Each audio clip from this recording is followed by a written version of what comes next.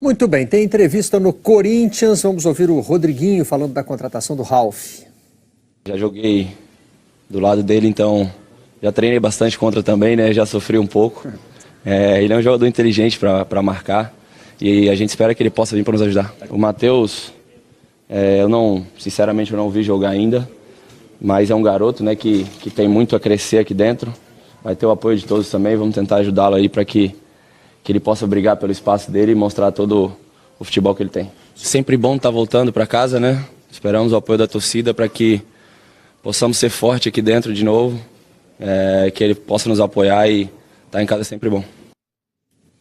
Aí o Corinthians contratou um 5, embora o assunto principal no clube seja o 9, né? Desde o começo da temporada. Mas vem aí mais uma opção para volante. O 9 é a busca de muitos times no futebol brasileiro, né? Você ter um 9 ali que seja referência, que no Flamengo é 19, né? O ceifador que chegou fazendo um gol, mas é difícil. O próprio Vasco, torcida nas redes sociais, aí a gente vê o dia a dia, pelo amor de Deus, traz um 9. Não dá com os que tem lá, mas é a busca do futebol brasileiro por um 9. Fazendo até a comparação com o vôlei, né? O 9, o centroavante, seria como se fosse o oposto no vôlei. Aquele cara que recebe a maior parte das bolas, que faz os pontos. Quando o oposto no vôlei está bem, todo time funciona, todo time está confiante, porque você sabe que um probleminha, o outro joga a bola para cima e o cara vira, né? No futebol pode ser a mesma coisa. Quando tem um atacante artilheiro, um cara que esteja em forma, uma referência... A gente já viu vários, né? Foi o Jô, o Jô foi o grande líder, acaba carregando essa liderança, mesmo que não seja... não é o caso do Jô, que também tinha uma liderança importante fora do campo também. Mas mesmo quando não é tão líder fora do campo, ele se torna uma referência técnica que ajuda demais o time. Mas essa contratação do Ralf, ela tem a identidade afetiva, a identidade emocional e tem a identidade tática também.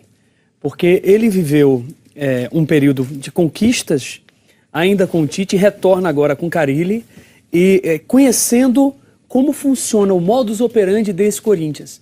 Então, claro que a discussão em relação ao nome de referência, ao centroavante, vai continuar, mas eu acredito que sim, que é uma contratação que deve ser festejada, como está sendo pela torcida. Esse que a gente está mostrando fazendo gol aí é o Matheus, é o que veio. O Corinthians agora... A política que foi anunciada pelo presidente André Sanches é investir em jogadores de baixo custo, promissores, mas que não exijam. Exatamente o vai dar certo ou não é outra história, mas... Mas mas já vinha sendo feito também, talvez até por falta de dinheiro, por outros presidentes. Sim. Em outras gestões, o caso Guilherme Arana é assim, um investimento baixo. Caso olha pela região, traz e foi vendido. E o Corinthians tem um momento financeiro também delicado, né? Toda essa questão do estádio, de empréstimo. O estádio até agora é uma torneira aberta de desperdício de dinheiro. O André Sanches deu uma entrevista pra gente aqui no Seleção, logo depois da coletiva, né? E me disse que a prioridade é renegociar a dívida do estádio. A dívida hoje já é maior do que o preço final do estádio, né? O estádio foi orçado em 800, custou 900 e a dívida passa de 1 bilhão. Ele disse 1 bilhão 170, se não me engano, foi o número que o Andrés trouxe aqui. E eu até o questionei sobre isso, que assim, o projeto que o Corinthians tinha para pagar o estádio era muito otimista. Era assim, vamos vender tudo, vamos vender os famosos naming rights, vamos vender todos os camarotes, vamos encher o estádio, vamos estar todo ano na Libertadores. Até o museu do Corinthians vai lotar o tempo todo, né? Era uma conta feita lá no alto. Né? E aí não deu. É um projeto de marketing esportivo agressivo, né? Mas acho que o Brasil ainda não está preparado. O nosso marketing esportivo ainda não existe um mercado forte para isso ainda. Fazendo uma comparação com outros países, principalmente Estados Unidos, né? Onde as coisas acontecem de uma forma impressionante em termos de cifra. Mesmo o futebol sendo o esporte mais popular do mundo, mesmo o Brasil sendo o país do futebol, a gente ainda não consegue se organizar e ver essas gestões profissionais. É impressionante. A gente passou meia hora aqui debatendo o fato de uma final importante de turno que não sabia onde vai ser realizada. Então, provavelmente fora do estado. Tem que pensar no que você oferece também como produto, né?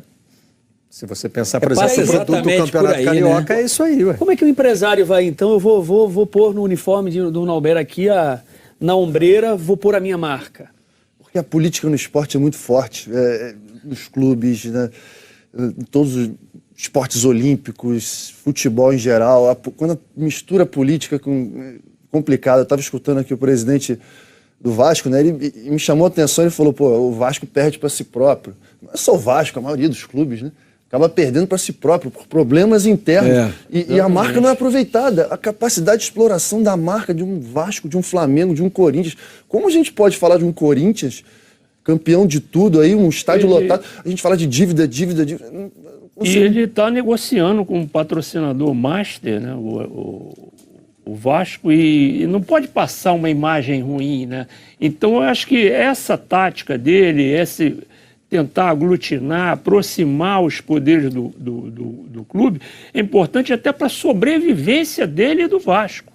Sobrevivência do clube. Eu acho que ele teve aí um gesto importante de tentar aproximar esses poderes do clube para evitar mais confusão, que só é danosa ao clube. Só vai destruir o Vasco. O futebol brasileiro, os clubes, eles também precisam perceber que a concorrência com os clubes de fora aumentou muito. Na medida em que você tem cada vez mais acesso e acompanha campeonatos disputados na Europa, especialmente, não adianta você ficar apostando só na paixão que o sujeito tem pelo time A, pelo time B, pelo time D, pelo time E. Ela não é suficiente. Acho que a grande pergunta que a maioria dos dirigentes de clubes deveria se fazer é a seguinte: como estará o nosso clube daqui a 10 anos?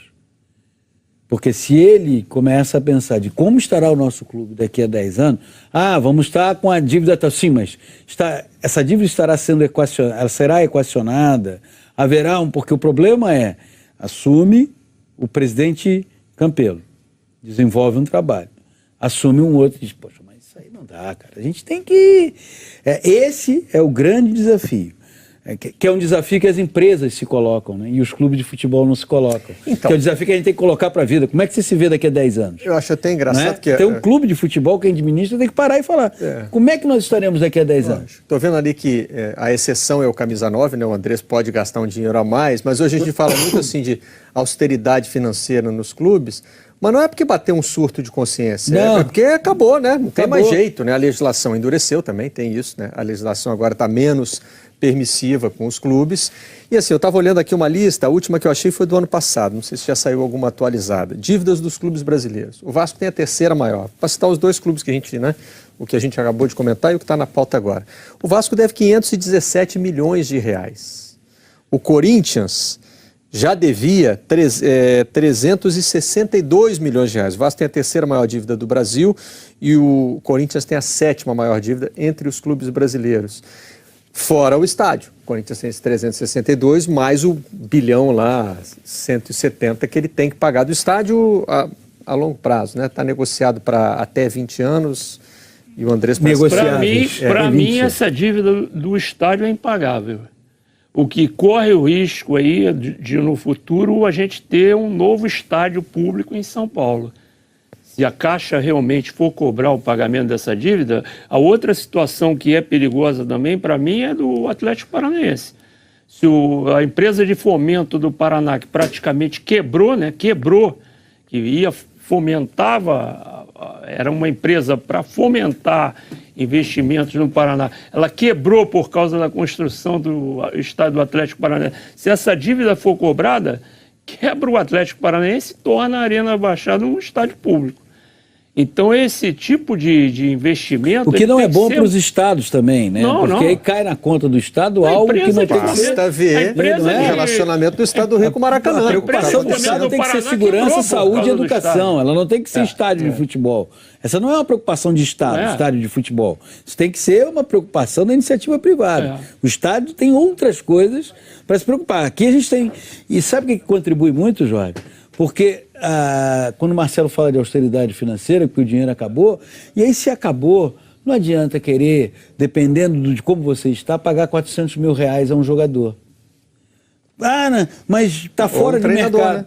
Ou um treinador. Você observou na primeira parte. Poxa, é ruim para o Botafogo, ele não tem orçamento para pagar o Cuca. Mas, por outro lado, é bom. Porque a loucura... É bom que não pague sem ter orçamento. Né? Exatamente. Essa é a parte porque esses clubes também chegaram muito a essa atual situação, porque não havia orçamento, mas a gente vai lá e paga. Mas hoje não dá mais. Compromisso, mostrando para a torcida, contratações e tal, mas sem nenhuma condição de poder pagar, né?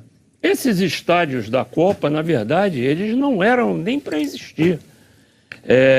Quando a FIFA designou as sedes, aprovou as sedes, na verdade, o que ela fez foi atender a um pedido do governo brasileiro. Nós estávamos juntos lá nas Bahamas, né, Jorge? Quando 2009. Nas Bahamas? 31 de maio de sim. 2009. Mas a cerimônia foi lá, o evento foi lá, não posso fazer. Tem que ir lá, ué. Eu sou operário da notícia. 31 de maio de 2009. O presidente Joseph Blatter, Marcelo lembra disso, na entrevista coletiva falou... Estava contrariado, né? Para nós, a Copa do Mundo no Brasil seria com 8 estádios. O Brasil pediu 12. O governo brasileiro pediu 12. E a alegação era incentivar o turismo, né? A bola está com o Brasil. Agora o Brasil tem que entregar. Nós faríamos a Copa com 8 estádios. E aí tem um problema, né, Jorge? A FIFA só se preocupa com a entrega. A FIFA não fica acompanhando o legado se você vai usar estádio depois, se não vai. Ela quer o estádio para fazer a Copa. Evento. É o evento. Acabou. O COI é a mesma lógica, para fazer a Olimpíada. Naquele momento... Entrega o equipamento. O que eu faço com o equipamento depois? É contigo, né? Isso está cada vez mais difícil, né? Está cada vez mais difícil convencer cidades. O COI tem tentado repensar um pouco isso. Tentado. Está muito incipiente ainda, mas está... Tem vários anos ainda. Naquele momento, o desejo era abertura e uma semifinal em São Paulo, no estádio do Morumbi, e a final no Maracanã. E uma outra semifinal em Belo Horizonte, ou o que fosse ali, mas uma final no Maracanã. Até o Morumbi, né?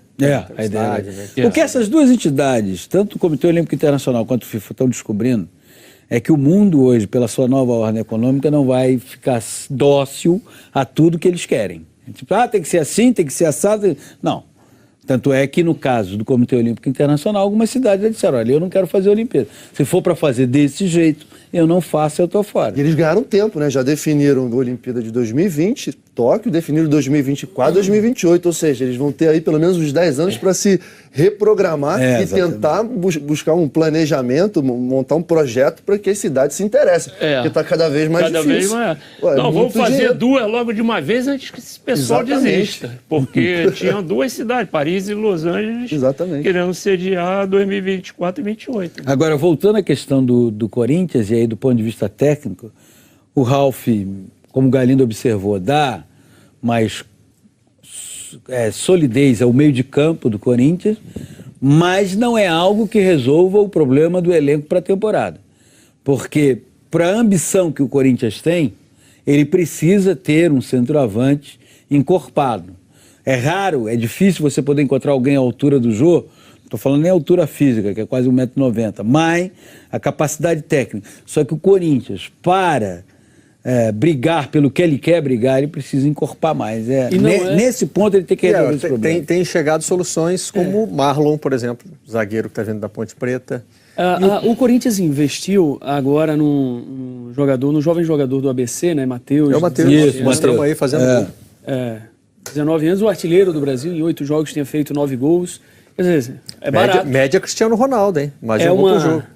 Precisa apenas por mais de 5 anos fazer mais de 50 gols por ano. Agora você vê, Galindo, espanhol, a Liga dos Campeões da Europa, né? Um dos motivos que impediram o Corinthians de fechar com o Dourado foi o custo. O próprio Corinthians reconheceu que o custo do Dourado para o Corinthians, o Flamengo vive uma situação financeira muito melhor, não era... mas aí o Corinthians quer o Guerreiro? Como é que é? Eu aí já não... É mais caro.